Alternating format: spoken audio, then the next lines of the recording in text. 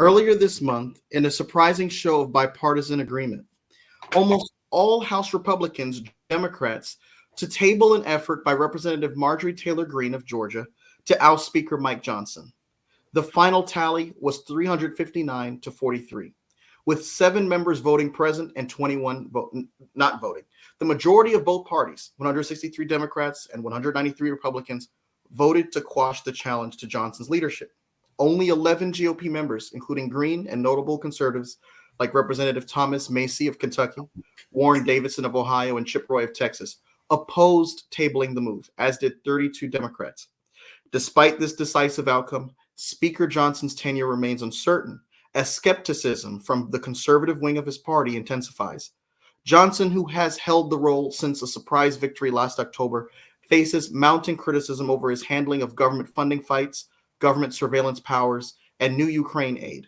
Key conservatives such as Representatives Andy Ogles of Tennessee and Ralph Norman of South Carolina have indicated potential challenges to his leadership come January, with Representative Chip Roy of Texas and others expressing their frustrations with his approach. This narrow majority leaves Johnson vulnerable to future challenges. Meanwhile, in the Senate, immigration policy has become a contentious issue. A border security bill failed to advance on a 40-50 procedural vote, underscoring the deep divisions within and between parties. The bill, which was written by conservative Senator James Lankford of Oklahoma, negotiated by a bipartisan trio of senators, aimed to overhaul immigration law for the first time in over 30 years, but faced opposition from both sides. Democrats criticized it as too restrictive and failing to address the root causes of migration, while Republicans accused Democrats of using the bill for political optics. And at the same time, the Supreme Court is under scrutiny as Senate Democrats push for ethics reforms following an incident involving Justice Samuel Alito's wife briefly flying an upside-down U.S. flag, a symbol used by Trump supporters to protest the 2020 election results. Democrats argue that this highlights the need for Alito to recuse himself from cases related to the insurrection in the 2020 election, fueling the ongoing debate over Supreme Court transparency and ethics. Amidst these political battles, former President Donald Trump has been convicted of falsifying records to cover up a sex scandal from the 2016 campaign, making him the first American president in history to be declared a felon. Republicans have rallied around Trump immediately, decrying the conviction as a political move aimed at undermining his 2024 presidential bid, while Democrats emphasize the importance of the rule of law and accountability. It's during these tumultuous political times that I'm glad to be joined by someone like former Congressman Rob Bishop, a man who has spent nearly 2 decades navigating the corridors of power in Washington, D.C., and has lived to tell the tale. Bishop, a former high school teacher and later Speaker of the Utah House of Representatives, brings us his memoir, The Things I Learned in Congress They Never Taught in School.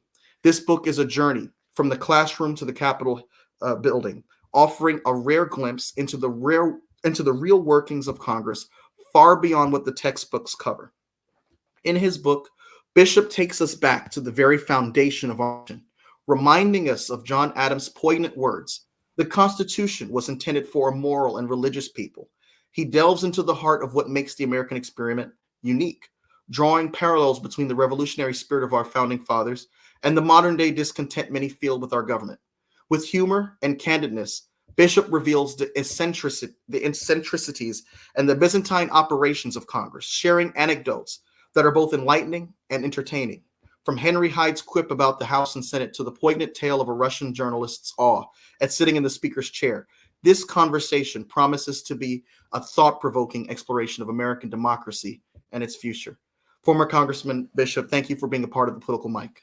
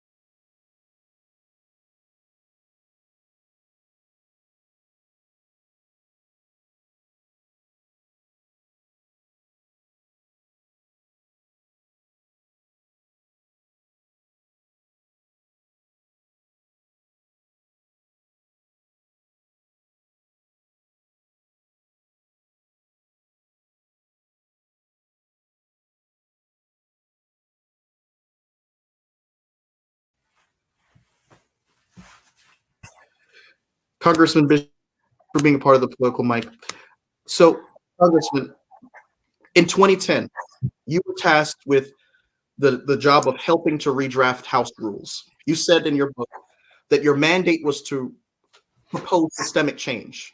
You also said that this experience made you wish that you could turn back the clock and reteach your legislative branch unit.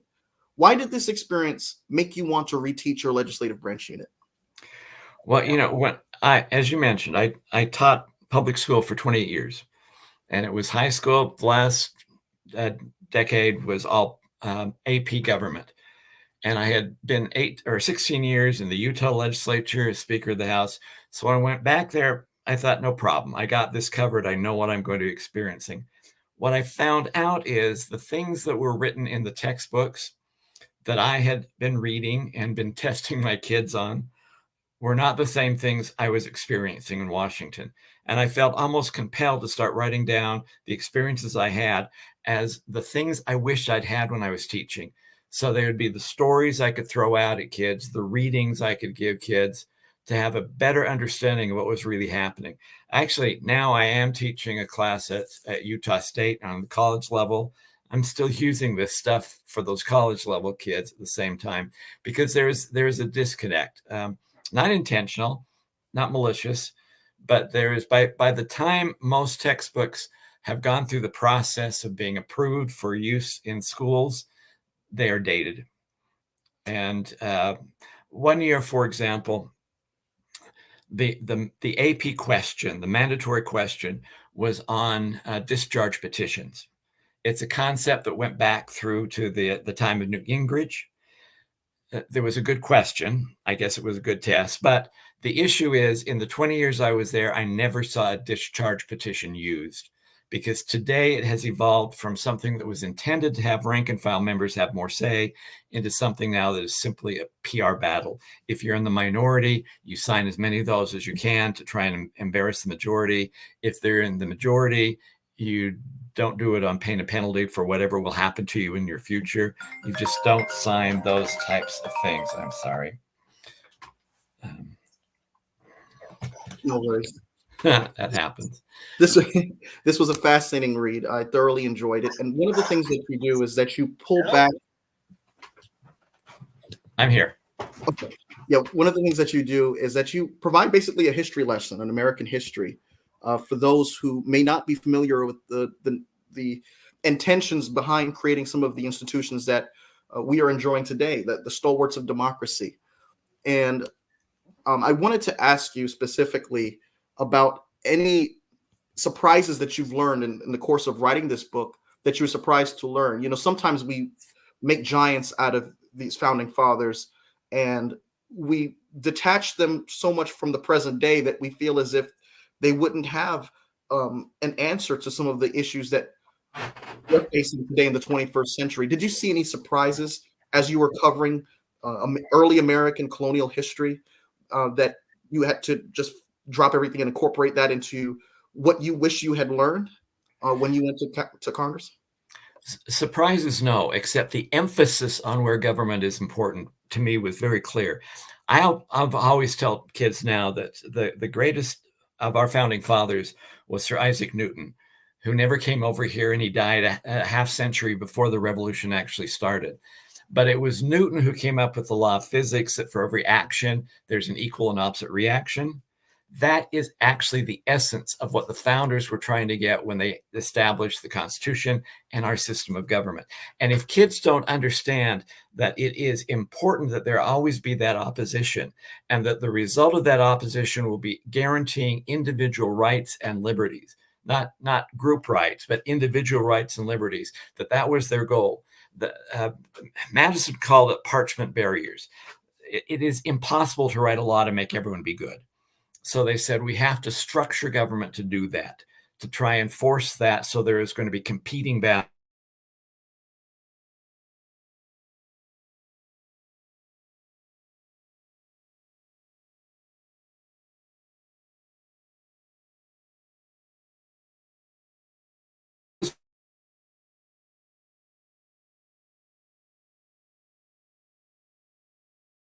protecting individual liberties. So it became reinforced to me as I saw what was happening in Washington, that those essential principles are what we need to go back and to understand.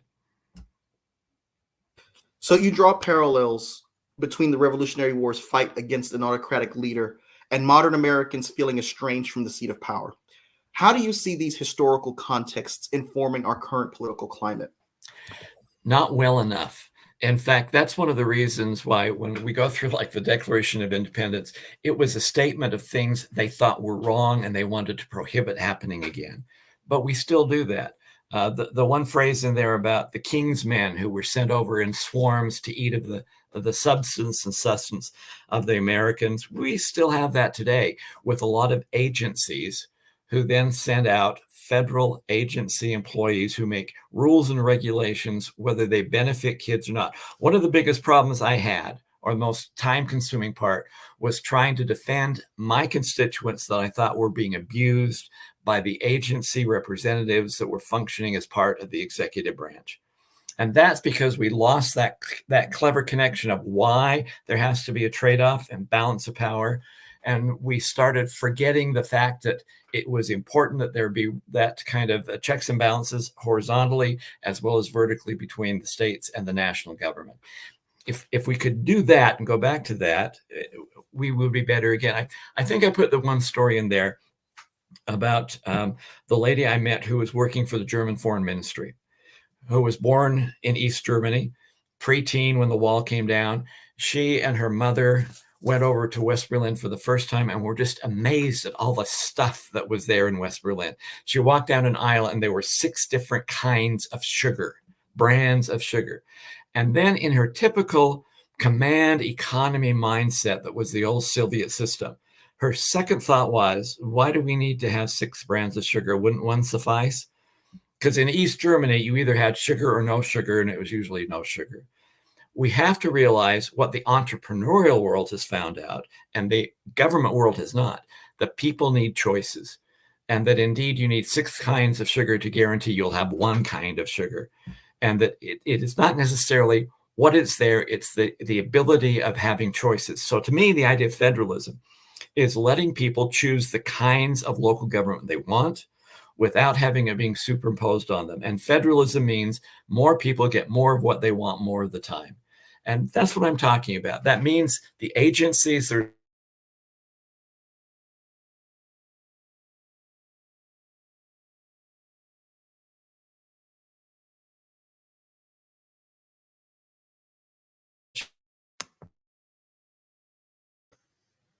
So, Mr. Bishop, you say that the founding fathers knew that laws, or they call them parchment barriers, would not stop bullies, but structural balance of powers would.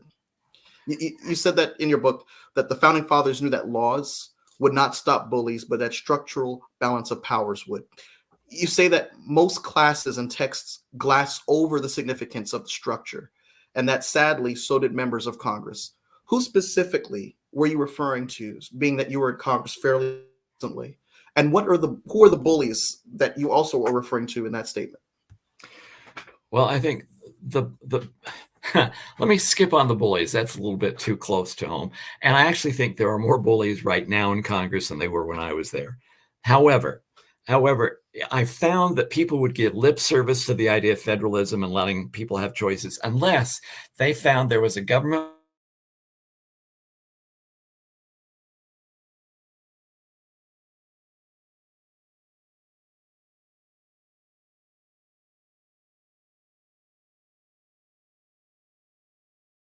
to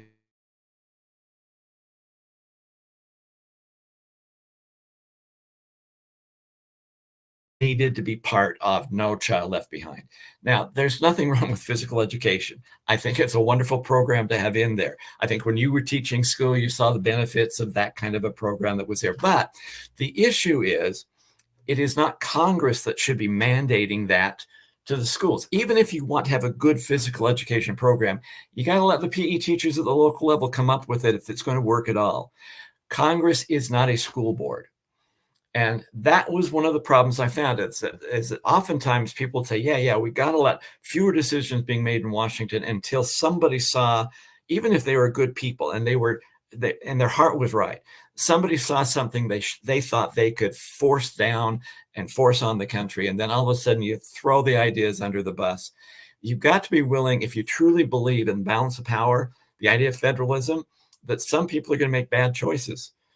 And that's their right to do that. And that's a good thing in the long run for this country. So, former Congressman Bishop, in your book, you also suggest that the founders' notion of equality was intended in a purely political sense rather than as a mandate for social or economic equality. This interpretation is particularly intriguing in light of the Three-Fifths Compromise, which was a pivotal element of the 1787 Constitutional Convention. The compromise determined that 3 of every 5 slaves were counted for purposes of legislative representation and taxation, thus embodying a significant where I'm looking for moral and ethical paradox into the Constitution. How do you reconcile that paradox in light of the fact that you say that Thomas Jefferson's inclusion of the word equality was purely political? Well, it was. When he was talking about the concept of equality, he said that he meant that every vote for those who were allowed to vote, and not everyone was allowed to vote, every vote counted as one. That was their purpose. If you try to come up with something else and use that as the justification of it, then you're going to make mistakes. Obviously, the Three-Fifths Compromise was something that we changed, and gladly, and rightly so. We have made changes as times have gone on. But it should be based on the idea that the Three-Fifths Compromise was wrong in the first place, not because of a phrase in the Declaration of Independence and taking that and using it as a justification in light of what it never was intended to justify. So make those arguments, make those changes. And yeah, that's a change that definitely needed to be done, but don't base it on something that was written in another document as if that's the sole justification of what's happening to you. You also mentioned that if there was a need to establish justice was obviously considered lacking on both the national level under the Articles of Confederation and on the state level.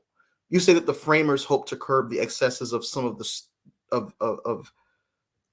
states, just as patriots endeavor to curb the excesses of national government today.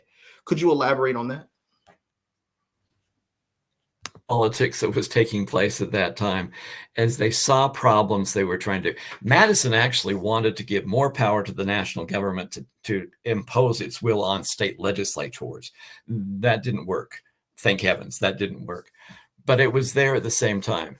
And it was also difficult for them to be very careful as they were talking about how states were failing, because after all, the states had to ratify this. So it was an idea they had that tried to work with, but they were very careful and political in the way that they actually wrote that thing. I'm actually impressed that you've gone through this book so well. I think you've read it better than I did writing it. Thank you so much. In your writings, you also argue that the framers of the Constitution aimed to establish justice by curbing the excesses of both. You allude to the fact that there was a need for justice, and this historical perspective is particularly compelling in light of the recent conviction of former President Donald Trump on 34 counts of falsifying business records, a case which prosecutors described as a fraud on the American people. As the first American president to be declared a felon, this development underscores profound questions about justice and accountability at the highest levels of government. How do you think the framers' intent to curb governmental excesses and establish justice should inform our current approach to holding public officials accountable, especially in cases where their actions undermine public trust and the rule of law? And additionally, what measures can contemporary American governance take to address and rectify the ethical and legal breaches by high-ranking officials to maintain the integrity of our democratic institutions? Before I can actually answer that total question, you got to let the entire process play out.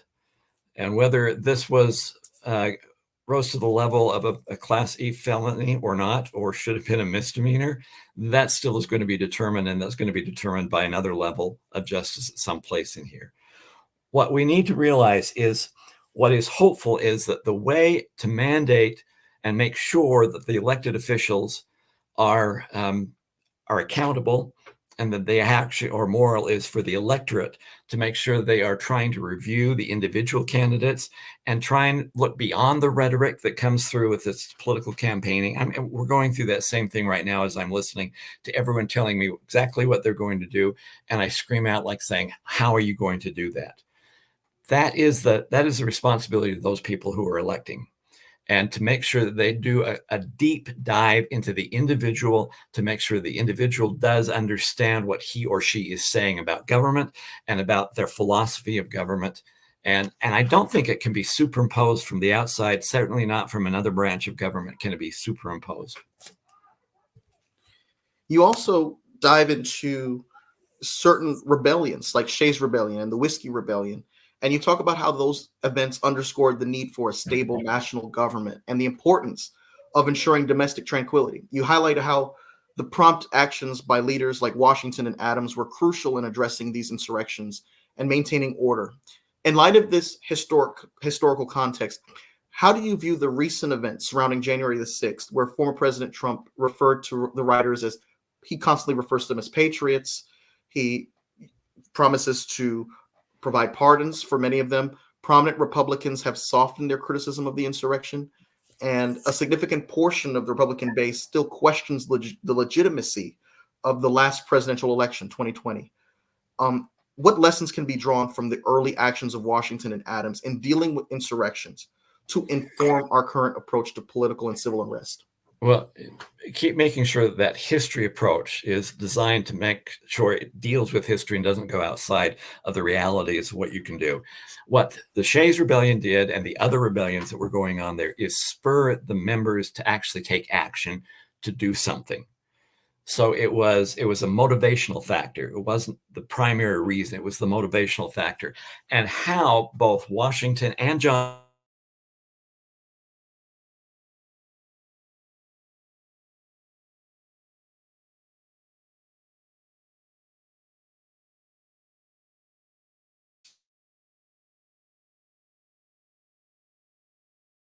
and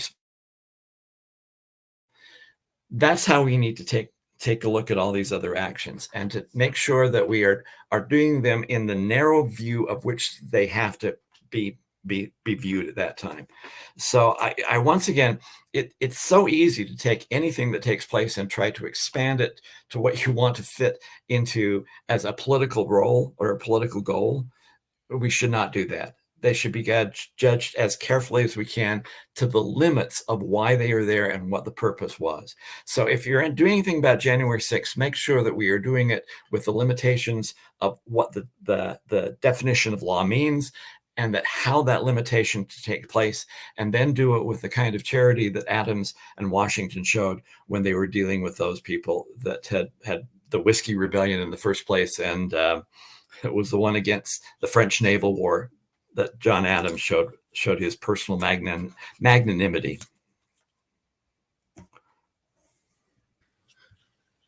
You also talk about the critical role of personalities in legislative leadership.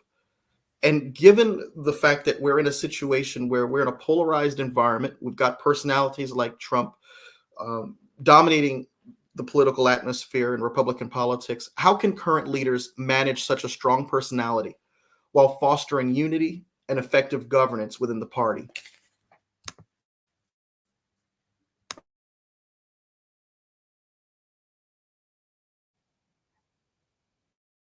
Be the right answer. When I was writing about that, it's the textbooks are always coming up with the criteria of what it takes to elect a leader.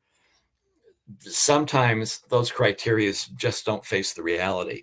And sometimes it is simply the charisma that an individual has, which is why that individual becomes a leader, either in the legislative branch or in the executive branch. And you have to deal with those as well. And once again, hopefully, just as I hope that the electorate can look and deal with how people react and how they think and try and look at that legitimately before they cast a vote for them, leaders, before they organize themselves, need to realize if the person who is going to be the leader of the organization, the institution, cares about the institution or about personal power. And that happens all the time. It's happened throughout history. It was going to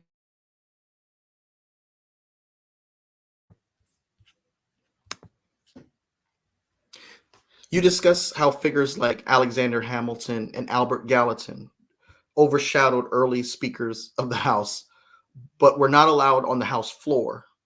How did this separation of roles? These two gentlemen were secretaries of the Treasury. How did these roles impact the effectiveness of early congressional leadership, and what parallels can we draw to today's legislative processes? Um, First of all, what they were happening with Hamilton is going back to how Parliament operated. So Parliament, they allowed him to have, he was almost like the prime minister as the representative of the president of the United States, because that's what they had before. We have 200 years since that time. That doesn't apply anymore. So actually making that reference to today, that's just a historical quirk of how it happened, would never actually happen. What is one of the oddities, though, is you always had the idea that the Senate thought themselves as a superior body to the House. They always called themselves the upper body. The House was the lower.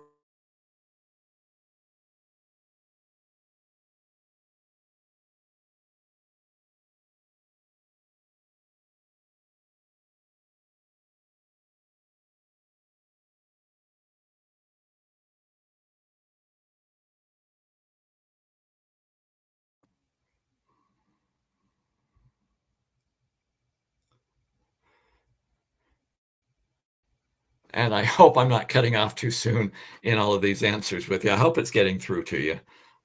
You were having some internet problems, I think, on your end.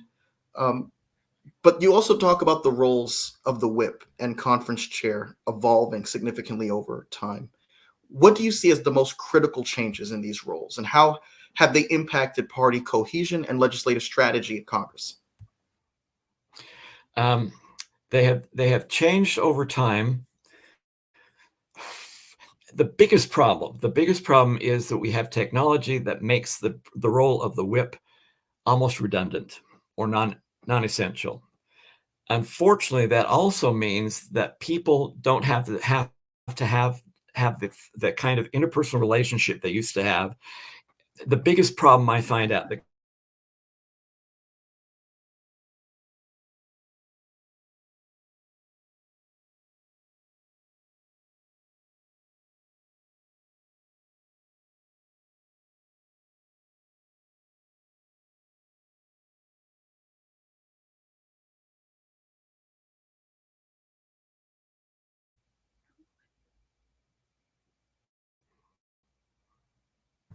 Sorry, Congressman.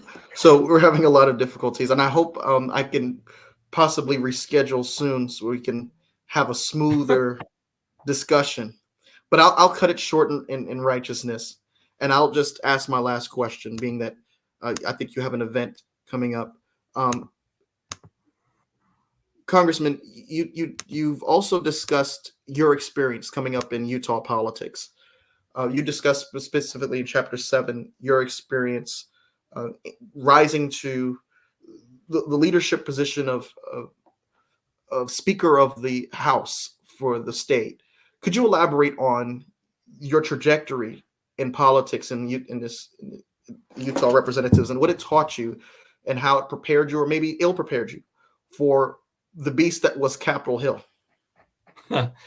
um,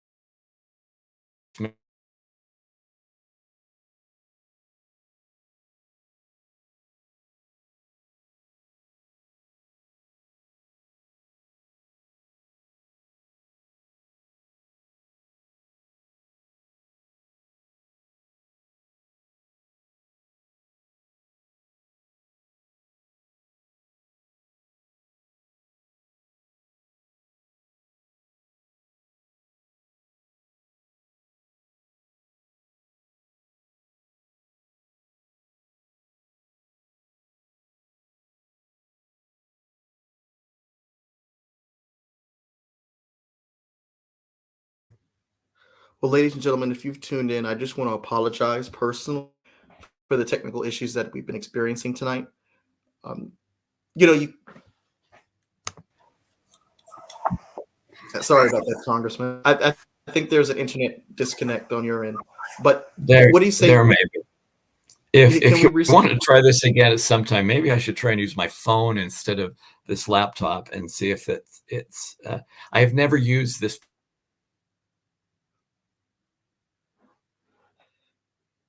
If you could hear me, that sounds good. We could reschedule at a different whatever time works for you, and I'll try to make myself available. And if you Blah. can, go ahead.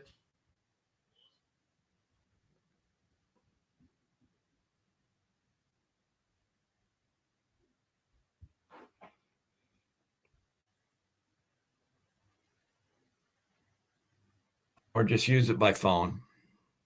I Yeah. apologize. No. It's no worries. I understand this. I guess you can never prepare for everything. But thank you so much, and I want to be in touch. If you can get back to me with a day that works best for you, or and a time, so we can have a smoother discussion. That would be Okay. great. I will try and you get my text, right? Yes, I did. All right. Yeah, you have. I will try. I'll try and text some other potential areas. And I'm sorry that this has been so disconnected. And I am impressed that you've read all the way through to the end of the book. I'm Of impressed course. with Thank that. you so much. Okay. Wonderful read, wonderful book, and I'm looking forward to discussing with you and having a smoother connection. All right, sir. Take care.